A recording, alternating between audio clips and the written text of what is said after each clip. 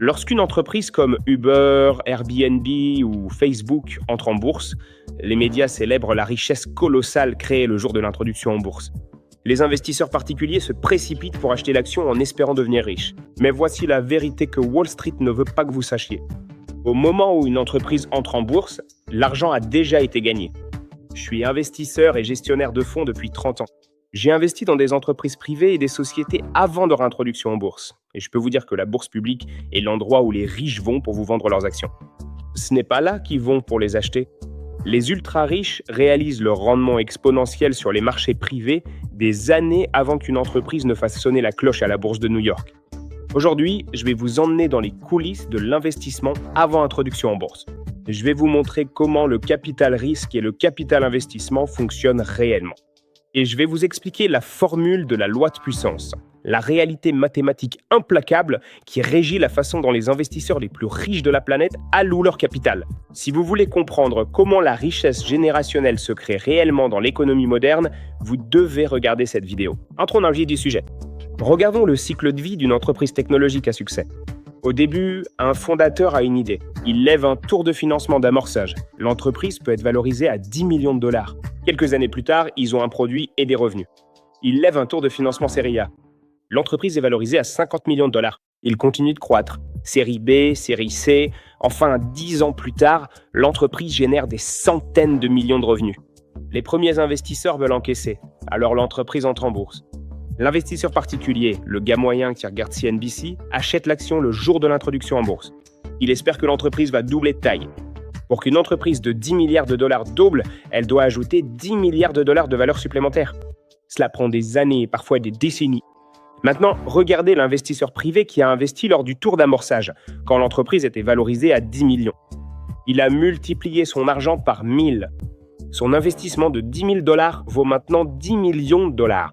Les marchés publics offrent des rendements linéaires. Les marchés privés offrent des rendements exponentiels. Mais avant de vous lancer à investir dans toutes les startups que vous voyez, vous devez comprendre les mathématiques de l'investissement privé, car elles sont impitoyables.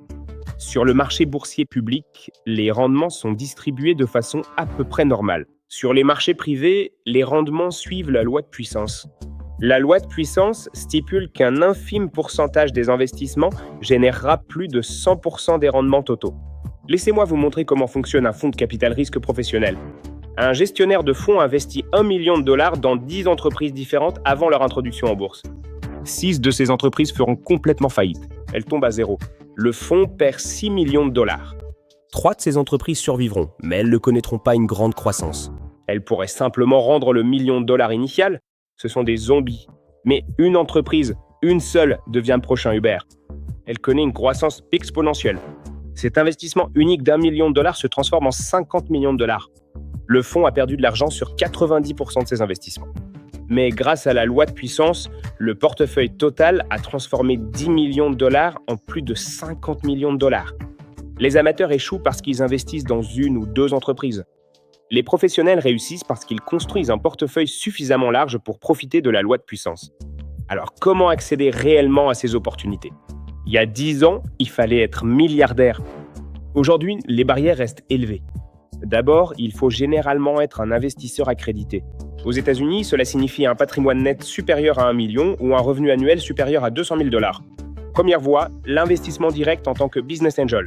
Vous utilisez votre réseau personnel pour trouver des fondateurs. C'est le risque le plus élevé, mais aussi la récompense potentielle la plus importante. Deuxième voie, les syndicats d'investissement. Des plateformes comme AngelList vous permettent de regrouper votre argent avec d'autres investisseurs accrédités. Vous pouvez investir avec des montants plus petits. Troisième voie, les marchés secondaires. Des plateformes comme Forge Global ou EquityZen vous permettent d'acheter des actions d'entreprises privées en phase avancée, comme SpaceX ou Stripe. La clé dans tout cela, c'est le flux d'opportunités et la due diligence. Il faut examiner une centaine de dossiers pour en trouver 10 qui valent la peine d'investir, afin de dénicher celui qui sera vraiment gagnant. Investir avant l'introduction en bourse n'est pas fait pour les âmes sensibles. C'est illiquide, extrêmement risqué, et cela demande une compréhension approfondie des fondamentaux. Mais si vous avez le capital et que vous souhaitez participer au plus grand moteur de création de richesse de l'économie moderne, il faut regarder au-delà du marché public. Si vous êtes un investisseur accrédité ou un chef d'entreprise à la recherche de conseils, cliquez sur le lien dans la description pour réserver un appel de conseil privé avec moi. Arrêtez d'acheter à la fin du cycle de création de richesse. commencer à investir dès le début. Je suis JM. On se retrouve dans la prochaine vidéo.